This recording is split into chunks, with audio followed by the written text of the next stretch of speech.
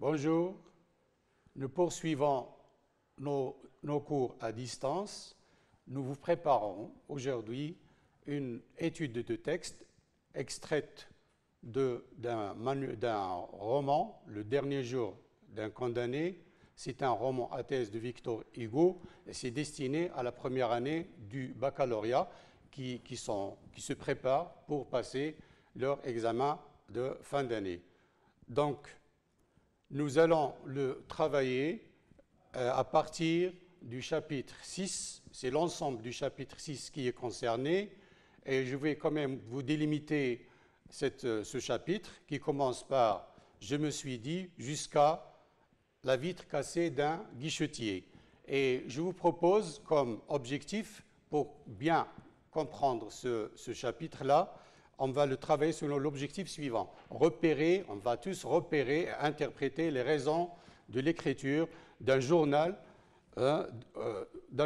qui va lui servir à quelque chose. Et comme vous avez l'habitude de le faire, on va d'abord situer le passage. Alors, il y a une situation externe, il y a une situation interne. La première concerne, bien sûr, l'identification du roman. On l'a dit tout à l'heure, c'est un roman à thèse. Il est écrit en 1829 par Victor Hugo. Et Victor Hugo lui-même, c'est un grand auteur humaniste du 19e siècle qui est né en 1802 et qui est décédé, ou bien qui est mort, en 1885. Très bien. Alors, la situation, cette fois-ci, interne, c'est par rapport aux événements précédents et l'intérêt que présente ce chapitre par rapport aux autres chapitres dans l'économie générale de l'œuvre. Dans ce chapitre, il faut rappeler que le condamné est enfermé dans un cachot, qu'il a droit de sortir une seule fois pour se prélasser les jambes dans le préau, et c'était l'occasion pour lui de rencontrer des prisonniers comme lui, dans cette prison-là de Bicêtre. Alors, le chapitre 6, en fait, est un monologue. Et c'est un monologue intérieur qui peut se résumer par la question suivante. Doit-il ou non écrire un journal? Doit-il ou non écrire un journal? Ou doit-il écrire tout simplement? Alors, pour travailler cette problématique, si vous voulez, cette question, le contenu et la réflexion que contient ce monologue, on vous propose cet axe de lecture qui est suivante et qui est exprimé par cette interrogation, par cette question. L'activité de lecture peut-elle servir sa situation de condamné à mort? En effet, pour traiter cet axe de lecture, je vous propose deux mouvements. On va parler de mouvements et non pas de parties, parce que le mouvement nous permet quand même de suivre l'évolution de la réflexion du condamné à mort dans ce monologue. Donc les deux mouvements, on va les situer. C'est 2 pages à peu près égales. Je me suis dit jusqu'à m'en distraira. Vous avez l'habitude de le faire. Et puis jusqu'à la fin du chapitre. Donc dans ce monologue, on va justement assister à une évolution du condamné à mort, de l'indécision d'écrire à la prise de décision d'écrire, de l'indécision à la prise de décision à propos de l'écriture, dont je vous ai parlé tout à l'heure. Dans le premier mouvement, je me suis dit jusqu'à les peindre et m'en distraira, il va se convaincre du fait que l'écriture, en fait, elle est inutile. Mais au début, ce n'est qu'une indécision. Il vit une certaine indécision, il vit une certaine hésitation. Pour quelle raison? Parce que beaucoup d'idées vont dans ce sens, et c'est ce qu'on va essayer de relever. Alors il se convainc au départ que l'écriture est inutile. Pour quelle raison? Parce qu'il est dans une prison et rien ne l'encourage à l'écrire. Comme cette chambre elle-même, elle est nue et froide, et ça ne lui permet pas quand même d'écrire que des choses intéressantes. Que cette immobilité dont il souffre dans cet espace, c'est aussi un handicap pour lui, que sa vue est bloquée, que la monotonie, elle est mortelle, qu'il est seul, face à face, qu'il est seul, et cette solitude, en fait, ne l'encourage pas à l'écrire. Comme le fait que l'obsession aussi, elle est handicapante pour lui. Le désespoir également. Il est désespéré, il n'a aucune envie vraiment prononcée, affichée pour écrire. Donc finalement, il se dit que je suis mal inspiré, je n'ai pas assez d'inspiration. Quand il dit par exemple « mon cerveau est flétri », ça veut dire qu'il est mal inspiré et qu'il ne peut pas. Donc on voit qu'au départ, il y a une grande hésitation. Il est assujetti à cette hésitation et l'indécision, en fait, il va s'avérer qu'il est juste momentané et que ce n'est pas définitif. C'est ce que l'on va voir dans le deuxième mouvement, qui commence par « et puis jusqu'à guichetier, un guichetier », ça veut dire jusqu'à la fin. Donc là, on va assister à un développement d'autres arguments qui vont l'aider à prendre une décision définitive. Pour quelle raison? Parce que l'écriture devient, dans sa tête, dans sa réflexion, dans son monologue, ça devient de plus en plus quelque chose qui est utile, qui est nécessaire. Pour quelle raison? D'abord, parce qu'il y a un besoin, ça répond à un besoin psychique, personnel.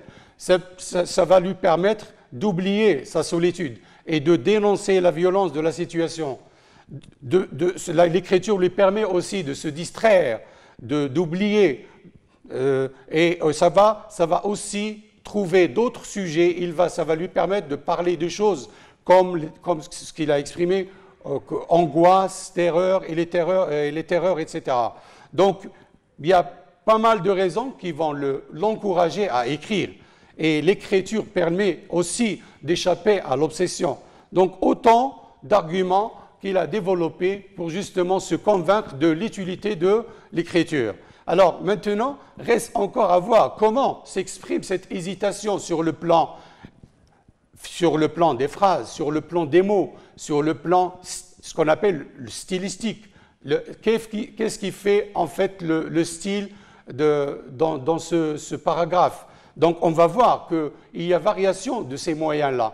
Le condamné ne va pas se consacrer, ne va pas se contenter d'un seul moyen stylistique, mais de plusieurs moyens linguistiques, grammaticaux, des verbes, du vocabulaire bien choisi qui vont lui permettre d'exprimer cette indécision et cette hésitation. Dans ce tableau que vous avez entre les yeux, devant vous, vous avez les phrases interrogatives et vous avez les exemples qu'on peut tirer du chapitre. Mais quoi écrire? Pourquoi pas? Des phrases exclamatives également. N'y a-t-il pas au moins une tempête? Des phrases interrogatives. N'y a-t-il pas au moins une tempête? Les phrases exclamatives. L'hypothèse également. Si tout autour de moi, etc. La comparaison, plus. Vous pouvez revenir au texte pour justement trouver cette justification de son indécision et son hésitation. Également, la concession. Tous ces moyens-là sont des moyens, on va dire, stylistiques.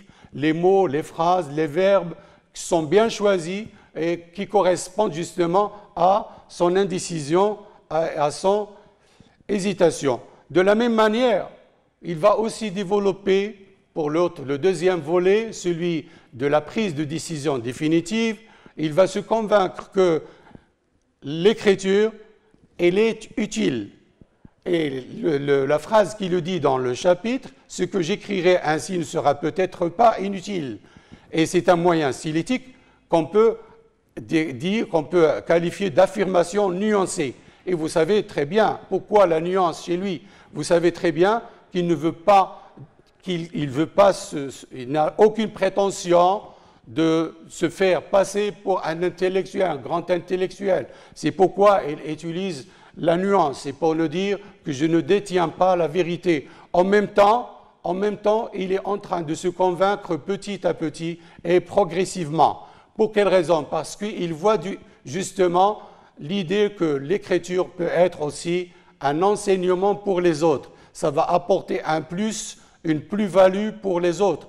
Dans la phrase qui le dit, l'exemple que je vous propose, un sous-journal, un grand et profond enseignement. Il y a, au niveau des moyens stylistiques, on a dominance de fausses questions, Par exemple, cette histoire ne portera-t-elle pas point avec elle un grand et profond enseignement? De la même manière et dans la même logique, quand il cherche à se convaincre de l'utilité, de la nécessité de prendre le stylo et de parler de lui, d'écrire des choses qui le concernent dans cette prison et le laisser aux autres et pour leur faire apprendre des choses, il y a aussi le fait qu'il veut s'adresser aux juges, les premiers concernés par son texte. Pourquoi? Parce que, justement, dans le fait de leur adresser ce message, peut-être ils vont revoir soit son procès à lui ou bien le procès de quelques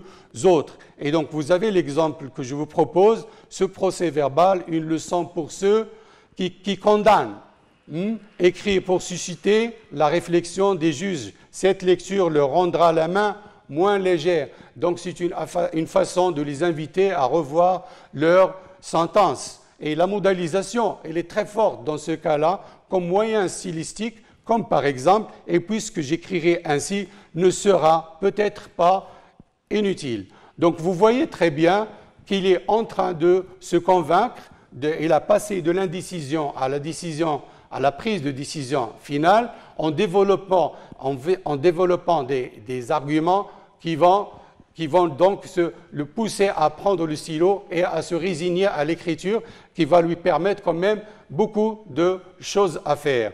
Alors, comme synthèse globale de ce chapitre, on peut dire que le narrateur décide enfin, après un long monologue, d'écrire son journal pour des raisons suivantes. Il y a d'abord des raisons personnelles et psychiques, il y a des raisons sociales pour critiquer la justice dont je vous ai parlé tout à l'heure, les juges, qui sont justement ceux qui sont responsables sur la marche et le fonctionnement de cette justice. Il y a aussi d'autres raisons qui sont humanitaires, qui, pour une autre raison, c'est pour léguer un témoignage pour le futur dans l'espoir d'abolir un jour la peine de mort. Donc, et on voit là cette portée humaniste de cette œuvre qui est le dernier jour d'un condamné à mort. Donc, ce qui nous permet quand même à la fin de nous poser cette question, mais c'est une fausse question encore, cela ne prouve-t-il pas encore une fois l'engagement et le grand humanisme de Victor Hugo? Alors, je vous remercie beaucoup pour votre attention.